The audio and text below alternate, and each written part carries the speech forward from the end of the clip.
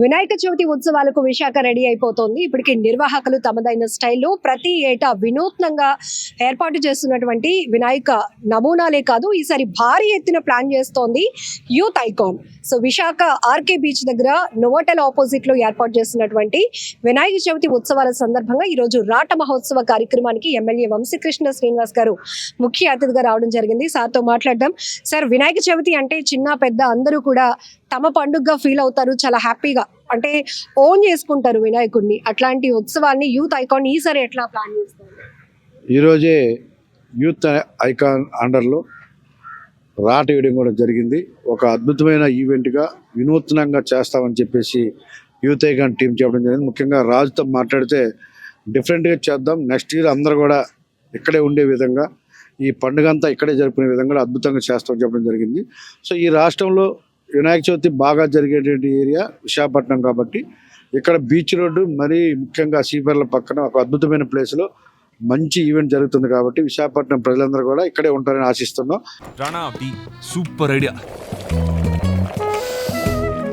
వేడి వేడి tea, Marina beach లో కారకారంగా 2 మిర్చి బజ్జీలు. మాకు టీ అంటే ట్యాంక్ బండు, పక్కన ఉస్మానియా బిస్కెట్, ఆ తర్వాత ఒక పాత పాట. అది సేమ్డా, థ్యాంక్ యూ.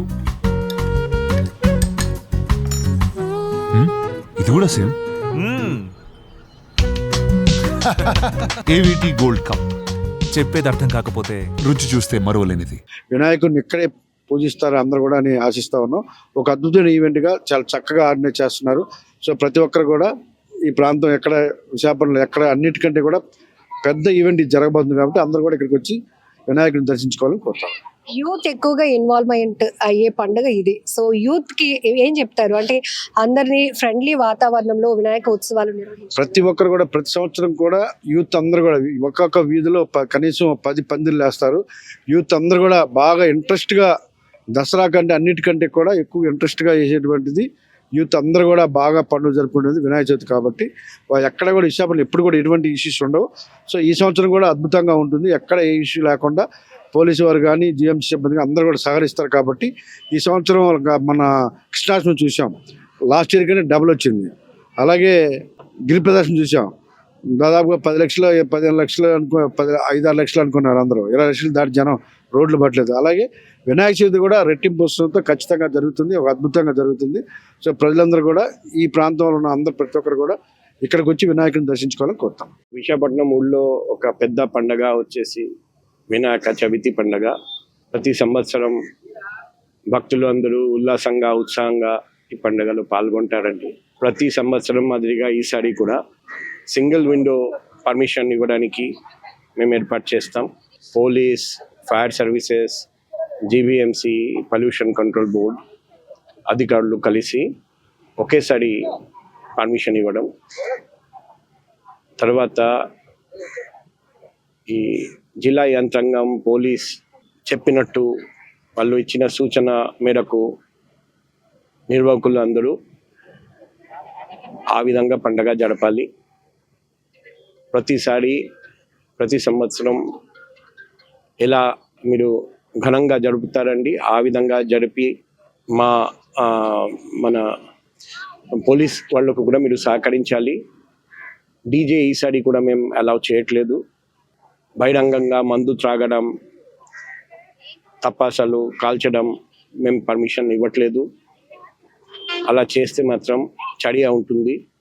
ఎక్కడ తొక్కిసలట జరగనీయకుండా క్రౌడ్ మేనేజ్మెంట్, క్యూ కంట్రోల్ మనం ఎన్ష్యూర్ చేయాలి. పోలీస్ బందోబస్తు కూడా ఉంటుంది. మేము డ్రోన్ ద్వారా, సీసీటీవీ ద్వారా నిఘా పెడతాము. విగ్రహం దగ్గర 24 గంటలు మీ వాలంటీర్స్ ఉండాలి. ఎందుకంటే వాళ్ళ ఫోన్ నంబర్స్ కూడా మా దగ్గర ఉండాలి. అండ్ అగ్ని నిర్వాపక వ్యవస్థ, ఫైర్ సేఫ్టీ చాలా ముఖ్యం. ఎలక్ట్రికల్ సేఫ్టీ చాలా ముఖ్యం. తర్వాత పెద్ద విగ్రహం మనం నిమజ్జనం కోసం తీసుకెళ్ళేటప్పుడు పైన ఎలక్ట్రికల్ వైర్ తగిలి ప్రమాదాలు జరగచ్చు. అది కూడా జరగనీయకుండా చూడాలి. మేము నిమజ్జనం ఏ విగ్రహం ఎక్కడ నిమజ్జనం ఏ రోజు జరగాలి అది కూడా ముందుగానే మేము తెలియజేస్తాం. ఆ విధంగా తీసుకొచ్చి పోలీస్ వాళ్ళు సహకారంతో నిమజ్జనం చేయాలి. ముందుగా భక్తులందరికీ, ప్రజలందరికీ, నిర్వాహకులందరికీ మా సిటీ పోలీస్ తరపున వినాయక చవితి శుభాకాంక్షలు తెలియజేస్తాను. ఆర్గనైజర్స్ పర్మిషన్ కోసం మిమ్మల్ని అప్రోచ్ అయినప్పుడు ఏమి ఇన్స్ట్రక్షన్స్ ఫాలో అవ్వాల్సి ఉంటుంది? ఇప్పుడు మేము ఒక మీటింగ్ పెట్టాము కన్సర్న్ డిపార్ట్మెంట్స్తో. ఎందుకంటే పొల్యూషన్ కంట్రోల్ బోర్డ్ కొన్ని నిబంధనలు, జీవీఎంసీ తరపున కొన్ని రూల్స్, పోలీస్ తరపున కొన్ని రూల్స్, ఫైర్ సర్వీసెస్ తరపున కొన్ని రూల్స్ ఉంటాయి. పెద్ద విగ్రహం అయితే కొన్ని ఎక్స్ట్రా రూల్స్ ఉంటాయి.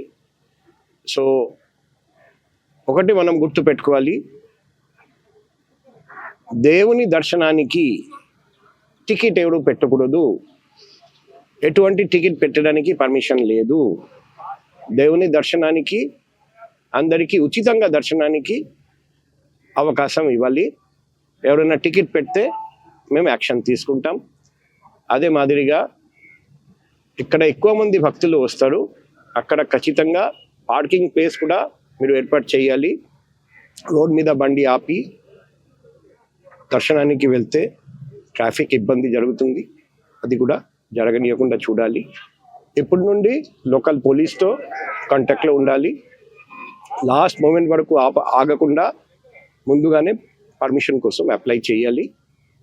ఎటువంటి ఇబ్బంది ఉంటే పర్సనల్ కాంటాక్ట్ నంబర్ 7995095799 సంప్రదించండి. రండి, మనం కలిసి ఈసారి కూడా ప్రతి సంవత్సరం లాగా ఘనంగా వినాయక చవితి పండుగ జరుపుకుందాం.